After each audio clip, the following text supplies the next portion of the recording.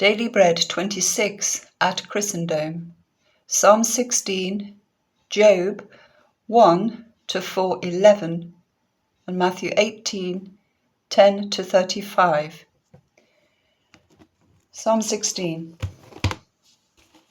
Keep me safe, my God, for in you I take refuge. I say to the Lord, you are my Lord. Apart from you I have no good thing. I say of the godly who are in the land, they are the noble people, in whom is all my delight. Those who run after other gods will suffer more and more. I will not pour out their libations of blood, or take up their names on my lips. Lord, you have assigned me my portion and my cup. You have made my lot secure. The boundary lines have fallen for me in pleasant places. Surely I have a delightful inheritance. I will praise the Lord who counsels me. Even at night my heart instructs me. I keep my eyes always on the Lord. With him at my right hand I shall not be shaken. Therefore my heart is glad, and my tongue rejoices. My body also will rest secure, because you will not abandon me to the realm of the dead, nor will you let your Holy One see decay. You make known to me the path of life. You will fill me with joy in your presence, with eternal pleasures at your right hand.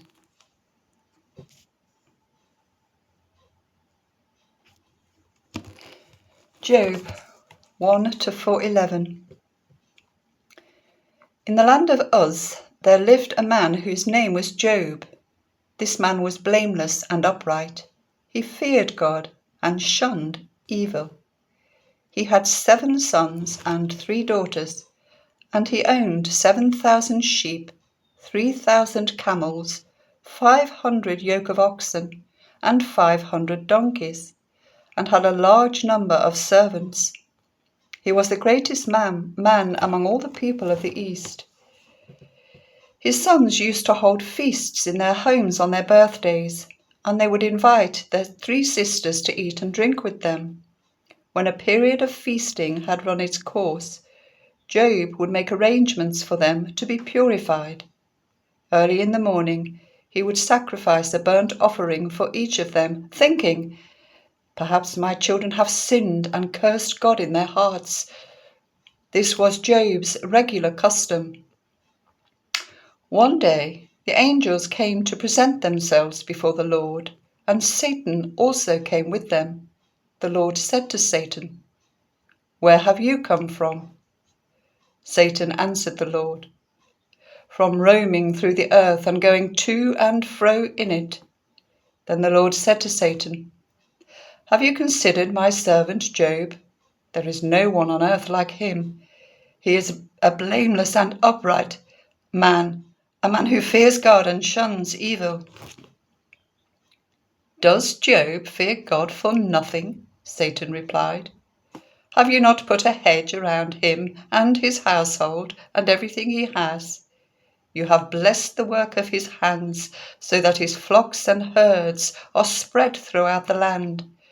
But now stretch out your hand and strike everything he has, and he will surely curse you to your face." The Lord said to Satan, "Very well then, everything he has is in your power, but on the man himself do not lay a finger." Then Satan went out from the presence of the Lord. One day when Job's sons and daughters were feasting and drinking wine at the eldest brother's house, a messenger came to Job and said, "The oxen were ploughing and the donkeys were grazing nearby, and the Sabaeans attacked and made off with them. They put the servants to the sword, and I am the only one who has escaped to tell you." Whilst he was still speaking, another messenger came and said, "The fire of God fell from the sky and burned up the sheep and the servants, and I am the only one who's escaped to tell you." Whilst he was still speaking, another messenger came and said, "The Chaldeans formed 3 raiding parties and swept down on your camels and made off with them. They put the servants to the sword, and I'm the only one who's escaped to tell you." Whilst he was still speaking, yet another messenger came and said, "Your sons and daughters were feasting and drinking wine at the eldest brother's house, when suddenly a mighty wind swept in from the desert and struck the 4 corners of the house. It collapsed on them, and they are dead, and I am the only one who's escaped to tell you." At this, Job got up and tore his robe and shaved his head. Then he fell to the ground in worship and said, "Naked I came from my mother's womb, and naked I shall depart. The Lord gave, and the Lord has taken away. May the name of the Lord be praised." In all this, Job did not sin by charging God with wrongdoing. On another day, the angels came to present themselves before the Lord, and Satan also came with them to present himself before him. And the Lord said to Satan, "Where have you come from?" Satan answered the Lord, From roaming through the earth and going to and fro in it." Then the Lord said to Satan, "Have you considered my servant Job? There is no one on earth like him. He is blameless and upright, a man who fears God and shuns evil.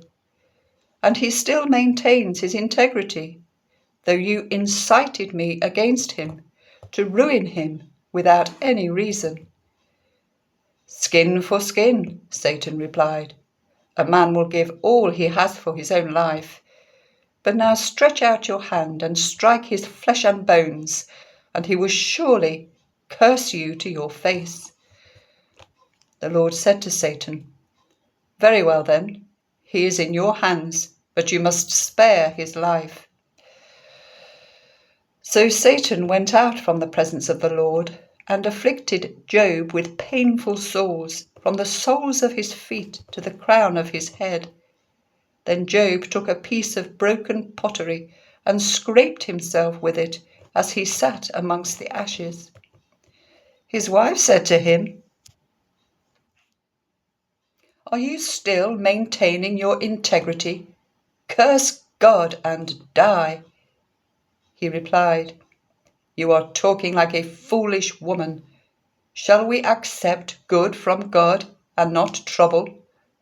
In all this, Job did not sin in what he said.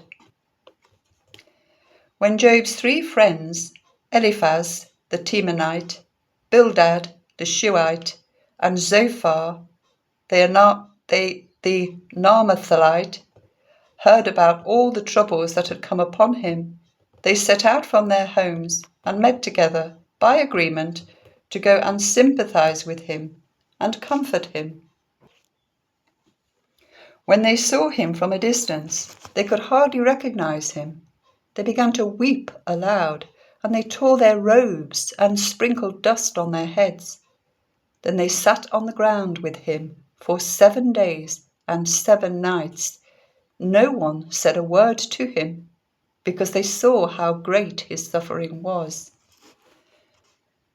After this, Job opened his mouth and cursed the day of his birth. He said, "May the day of my birth perish, and the night that said, 'A boy is conceived.' That day, may it turn to darkness. May God above not care about it. May no light shine on it. May gloom and utter darkness claim it once more. May a cloud settle over it. May blackness overwhelm it. That night, may thick darkness seize it. May it not be included among the days of the year, nor be entered in any of the months. May that night be barren. May no shout of joy be heard in it. May those who curse days curse that day, those who are ready to rouse Leviathan. May its morning stars become dark. May it wait for daylight in vain, and not see the first rays of dawn. For it did not shut the doors of the womb on me, to hide trouble from my eyes. Why did I not perish at birth, and die as I came from the womb? Why were there knees to receive me, and breasts that I might be nursed? For now I would be lying down in peace. I would be asleep and at rest with the kings and rulers of the earth, who built for themselves places now lying in ruins, with princes who had gold, who filled their houses with silver.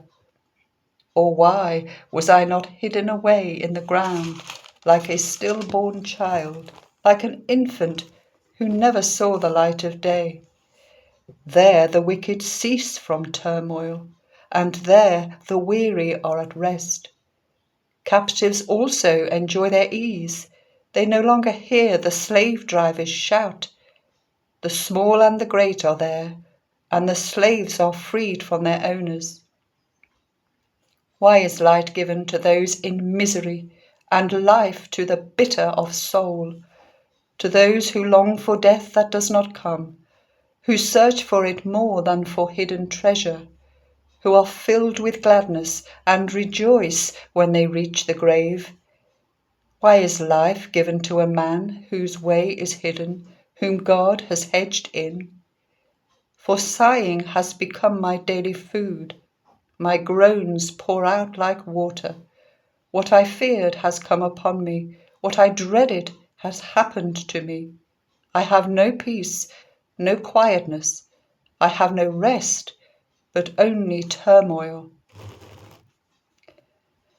Then Eliphaz the Temanite replied, If someone ventures a word with you, you will be impatient. But who can keep from speaking? Think how you have instructed many, how you have strengthened feeble hands. Your words have supported those who stumbled. You have strengthened faltering knees. But now trouble comes to you, and you are discouraged. It strikes you, and you are dismayed. Should not your piety be your confidence, and your blameless ways your hope? Consider now, who, being innocent, has ever perished? Where were the upright ever destroyed? As I have observed, those who plough evil and those who sow trouble reap it. At the breath of God they perish. At the blast of his anger they are no more. The lions may roar and growl, yet the teeth of the great lions are broken. The lion perishes for lack of prey, and the cubs of the lioness are scattered.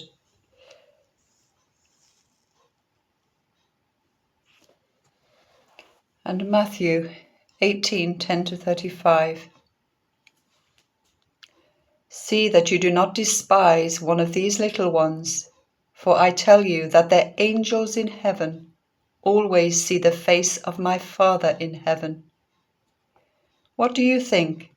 If a man owns 100 sheep, and one of them wanders away, will he not leave the 99 on the hills and go to look for the one that wandered off? And if he finds it, truly I tell you, he is happier about that one sheep than about the 99 that did not wander off. In the same way, your Father in heaven is not willing that any of these little ones should perish. If a brother or sister sins, go and point out the fault just between the two of you. If they listen to you, you have won them over. But if they will not listen, take one or two others along, so that every matter may be established by the testimony of 2 or 3 witnesses. If they still refuse to listen, tell it to the church, and if they refuse to listen even to the church, treat them as you would a pagan or tax collector. Truly I tell you, whatever you bind on earth will be bound in heaven, and whatever you loose on the earth will be loosed in heaven. Again, truly I tell you, that if 2 of you on earth agree about anything you ask for, it will be done for you by my Father in heaven. For where 2 or 3 come together in my name, there am I with them." Then Peter came to Jesus and asked, "Lord, how many times shall I forgive someone who sins against me? Up to 7 times?" Jesus answered, "I tell you, not 7 times, but 77 times. Therefore, the kingdom of heaven is like a king who wanted to settle accounts with his servants.